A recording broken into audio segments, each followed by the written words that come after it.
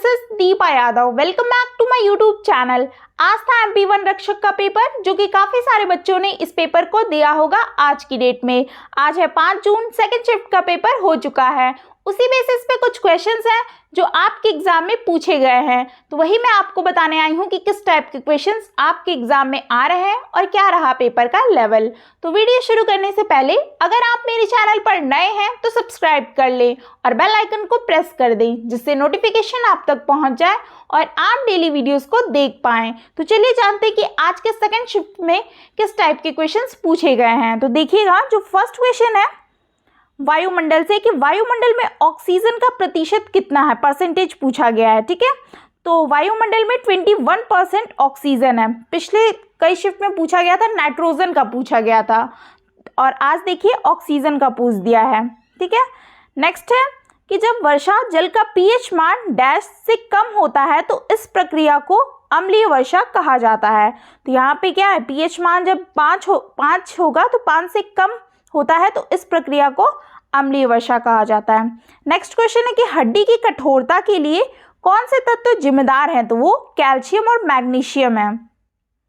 Next question, सारे general science के question है पहले आज, उसके बाद है करंट अफेयर और जीके के क्वेश्चंस।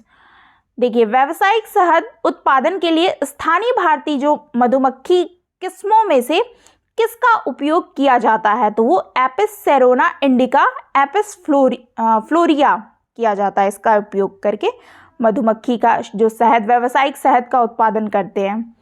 नेक्स्ट क्वेश्चन की स्वस्थ प्रतिरक्षा प्रणाली और मजबूत संयोगी ऊतक के लिए निम्नलिखित में से कौन सा पोषक तत्व आवश्यक है, तो वो विटामिन सी है। नेक्स्ट की लकड़ी से क्या प्राप्त नहीं होता, तो वो थर्माकोल प्राप्त नहीं होता। नेक्स्ट क्वेश्चन है कि एपिस जो फ्लोरिया है क्या है, तो एपिस फ्लोरिया को बॉनी मधुमक्खी के रूप में जाना जाता है। नेक्स्ट, वायुमंडल जो पृथ्वी में के वायुमंडल की अनुपस्थिति में आकाश कैसा दिखाई देता है, तो वो काला दिखाई देगा। ठीक है, पृथ्वी के वायुमंडल की अनुपस्थिति नहीं होगी तो फिर कैसा दिखाया जाएगा, आकाश काला ही दिखेगा ना। नेक्स्ट क्वेश्चन कि पृथ्वी की सतह पर गुरुत्वाकर्षण जो कि जी ग्रेविटेशनल का मान कितना है, तो 9.8 मीटर पर सेकेंड स्क्वायर। नेक्स्ट कि जल जनित रोग सिस्टोसोमासिस किसके कारण से होता है, तो वो संक्रमित जो जल में परिजीवी कृमि से के संपर्क में आने के कारण होता है। नेक्स्ट, कॉपर के मुख्य अयस्क का क्या नाम है, तो वो कैल्कोपिराइट है। नेक्स्ट है पर्यावरण के अजैविक घटक कौन से हैं, जैविक, जैविक, अजैविक, ये सब पढ़ जाइए। ठीक है, पर्यावरण के क्वेश्चंस ज़्यादा पूछे जा रहे हैं, आज के भी शिफ्ट में पूछे गए हैं और कल के भी एग्जाम में पूछे गए थे। 4 तारीख वाला जो हुआ था, 4 जून वाला। देखिए, प्रकाश, वायु, मिट्टी और पोषक तत्व, ये सारे क्या हैं, अजैविक घटक हैं। नेक्स्ट क्वेश्चन कि ईंधन के लिए परमाणु रिएक्टर में किस तत्व का उपयोग किया जाता है, तो वो यूरेनियम का किया जाता है।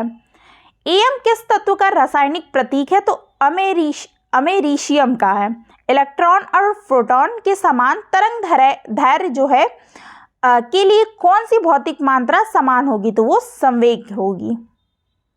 नेक्स्ट क्वेश्चन देखिएगा कि 1991 में आर्थिक संकट का कारण क्या था, तो वो भुगतान संतुलन में घाटे की वजह से पैदा हुआ था, आयात पर बहुत ही ज़्यादा निर्भरता और सोवियत संघ का विघटन जो है इसकी मुख्य वजह थी। ठीक है, तो इसका कारण पूछा तो ये कारण है। अब उसमें आपके पेपर में क्या दिया होगा ये नहीं पता, आंसर वहाँ पे तो छोटा छोटा देता है ना, और मैंने इसको एक्सप्लेन कर दिया, आप देख लेना।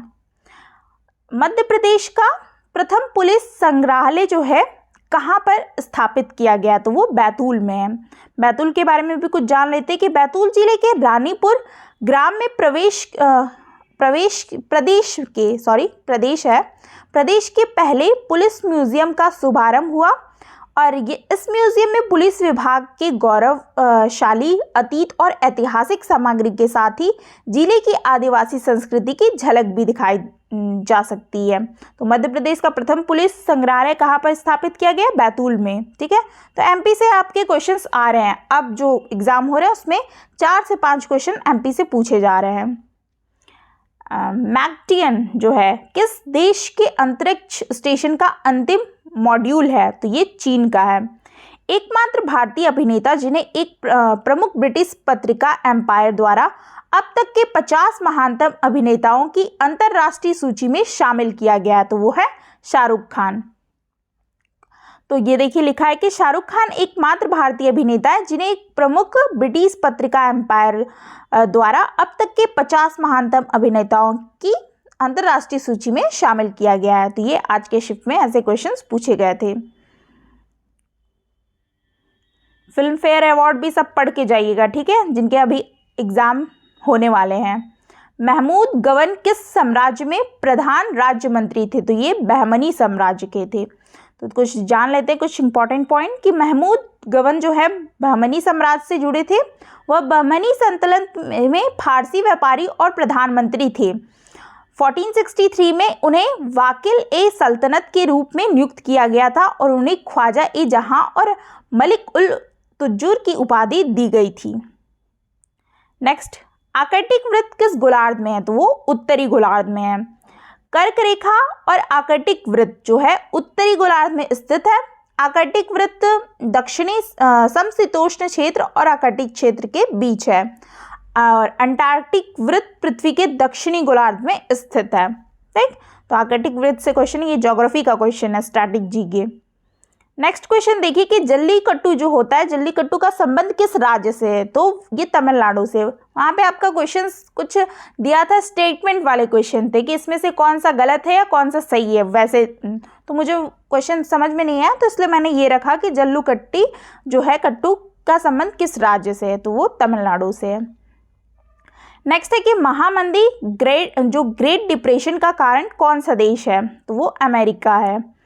नेक्स्ट क्वेश्चन कि कप्तान रूप सिंह स्टेडियम में पहला क्रिकेट वनडे किसके बीच खेला गया? तो वो भारत बनाम वेस्ट इंडीज के बीच खेला गया था।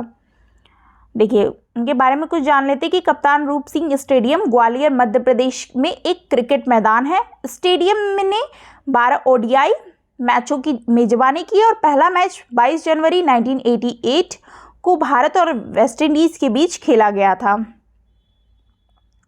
नेक्स्ट क्वेश्चन देखिए कि भारत में वनडे इतिहास में सबसे ज़्यादा छक्के जमाने वाले बल्लेबाज महेंद्र सिंह धोनी का रिकॉर्ड किसने तोड़ दिया?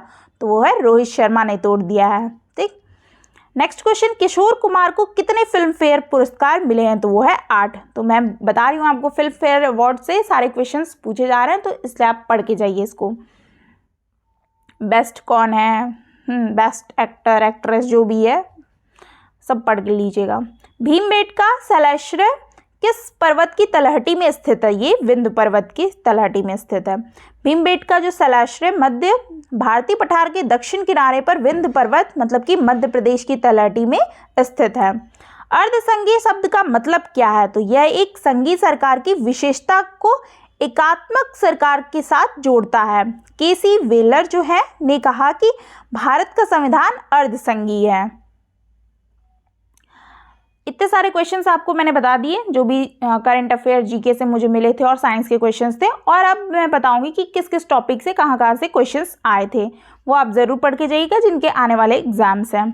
मैथ्स में आपके सारे टॉपिक वही हैं, बस थोड़ी सी मैथ्स कैलकुलेटिव आ रही है। आज ज़्यादा स्कोर नहीं कर पाए हैं, जो कभी 75-80 तक जिनका स्कोर जा रहा था वो कल से और आज के पेपर पैटर्न में थोड़ा सा तो डिफरेंस आया है।